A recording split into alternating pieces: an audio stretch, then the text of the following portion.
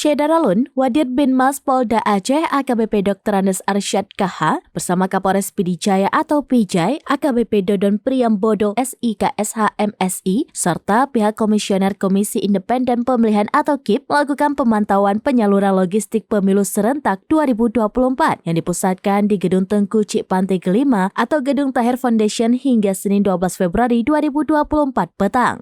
Kapolres Pijai AKBP Dodon Priambodo SHSIK MSI bersama Ketua KIP Pijai Iskandar Esos kepada serambinews.com pada Selasa 13 Februari 2024 mengatakan pemantauan tersebut guna memastikan keamanan dan kelancaran dalam pendistribusian logistik pemilu yang diperuntukkan bagi 484 tempat pemungutan suara atau TPS yang tersebar di 222 kampung dalam 8 kecamatan di Pijai.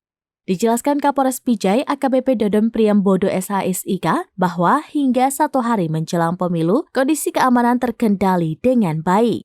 Malahan, peran KIP dalam menuntaskan segala kebutuhan logistik pemilu serentak 2024 ini patut mendapat apresiasi. Karena seluruh tahapan logistik dilakukan tepat dengan waktu yang telah ditargetkan. Ia juga menghimbau selaku aparat keamanan dan menegaskan agar setiap personel Mapolres berkomitmen untuk menjaga netralitas.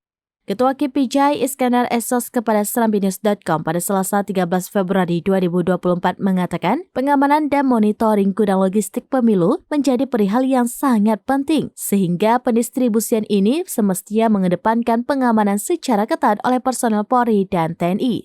Dijelaskan juga lewat sinergitas semua pihak, baik KIP, Polri, TNI, Panwasli, serta masyarakat menjadikan kunci utama dalam mewarnai pemilu yang damai dan kondusif.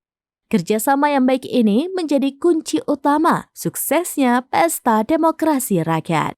Dari Pidi Jaya, Idris Ismail, serambinews.com.